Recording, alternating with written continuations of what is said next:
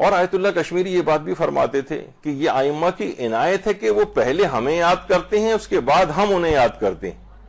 وہ اصل ہیں، ہر چیز ان کے طفیل ہے، البتہ ہمارے گناہ اور نافرمانیاں ان تک پہنچنے میں رکاوٹ بن رہی ہیں. یعنی اگر لوگ اس بات کو سمجھیں کہ یہ ائمہ کی عنایات میں سے ہے، یعنی اگر ہمیں کوئی شخص واقعی اس طرف متوجہ ہو رہا ہے اور اس کے دل میں رغبت پیدا ہو رہی ہے، تو اس بات کو وہ سمجھ جائے کہ یہ امام کی عنایات کے اندر سے ایک ہے جو اس کے اوپر کی جا رہی ہیں. پہلے وہ یاد کر رہے ہیں تو اس کو اس بات کی توفیق مل رہی ہے. یعنی جتنا آدمی گناہوں میں غرق ہوگا اسی قدر امام کی اس سے بے توجہی ہوگی اور اس کے دل میں رغبت بھی پیدا نہیں ہوگی. اچھا، اسی طرح سے آیت اللہ بہجت یہ بات بھی فرماتے تھے کہ دعائے حضرت حجت، ان کے ظہور کی دعا ہماری تمام بیماریوں کا علاج، کیونکہ روایت میں آیا ہے کہ آخری زمانے میں تمام لوگ ہلاک ہو جائیں گے سوائے ان لوگوں کے جو ظہور حجت کے لیے دعائیں کرتے. یعنی دعا کرنا حضرت حجت کے لیے ایک بہت اہم ترین ذمہ داریوں میں سے ایک ذمہ داری ہے، جس کی حضرت حجت خود بہت زیادہ تاکید فرماتے ہیں. یعنی یہ اسی کے اندر ہی ہماری تمام بیماریوں کا علاج ہے. اور دل سے دعا، دیکھیے بار بار وہ کہتا ہوں کہ ہمارے ہاں رٹا رٹایا انداز ایک ہے، یہ بھی بہت غنیمت ہے کہ یہ بھی اگر ختم ہو گیا تو پھر کیا ہمارے پاس بچے گا. تو بزرگوں نے جو چیز ڈال دی ہے وہ بہت بہترین ہے کہ کم سے کم رٹا رٹایا انداز ہی صحیح، لیکن اس کو دل سے، یعنی امام کا تذکرہ اصل میں بہت کم ہو گیا ہے. صرف 15 شعبان کے ملحقہ دنوں کے اندر یا جشن کے چند ایک پروگراموں میں ان کا تذکرہ ہوتا ہے، باقی پورا سال امام زمانہ کے تذکرے سے خالی.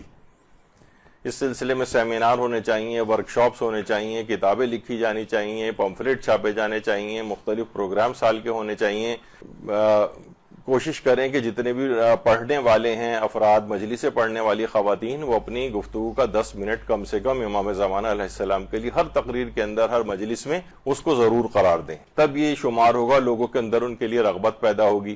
اب تو لوگ جو ہے صرف 15 شعبان کا انتظار کرتے ہیں اور اس کے بعد پورا سال ان کے تذکرے سے خالی ہوتا ہے. اور ان کے لیے دعائیں کرنا روزانہ کی بنیاد پر، کیونکہ آیت اللہ بہجت یہی بات فرماتے تھے کہ مصیبت سے نجات پانے کا انحصار صرف اس بات پر ہے کہ انسان اپنی تنہائی میں حضرت ولی اثر کے ظہور کی دعا کرے.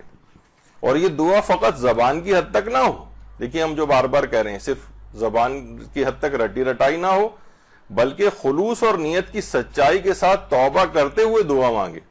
یعنی اس کا عمل بھی اس کے ساتھ سازگار ہو.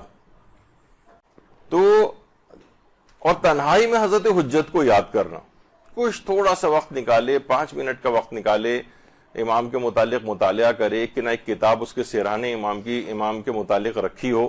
دیکھیے کچھ چیزیں تو ایسی ہیں کہ یہ آپ کے سرہانے کچھ نہ کچھ چیزیں ہونی چاہیے. روزانہ سونے سے پہلے 10 15 20 منٹ آپ جو اپنا موبائل فون اٹھا کر اور فیس بک اور سوشل میڈیا کو اسکرول کرتی رہتی ہیں، تو اس کے بجائے کوئی نہ کوئی کتاب ہونی چاہیے. ایک مجتہد ایران سے آئے تھے جو یہاں سے پاکستان سے طالب علموں کو ایران لے کر جاتے تھے. آیت اللہ شب زندہ دار یہاں پر آتے تھے پہلے.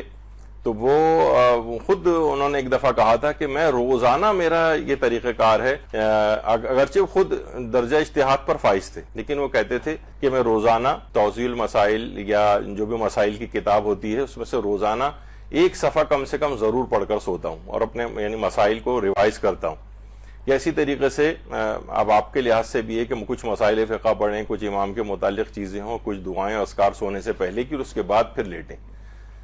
یہ جو موبائل فون وغیرہ ہے، یہ کم سے کم رات کو اس طرح سے، میرا اپنا یہ خیال ہے کہ یہ اتنا مناسب نہیں ہے، سوائے اس کے کوئی کنسٹرکٹیو ایکٹیویٹیز کے اندر ہو، لیکن زیادہ تر اس کے اندر جس اعتبار سے یہ فضولیات اور ادھر ادھر کی چیزیں اس کے اندر جو انسان دیکھ رہا ہوتا ہے، تو اس کے بجائے ان چیزوں کو اس کو زندگی میں رائج کرنی چاہیے.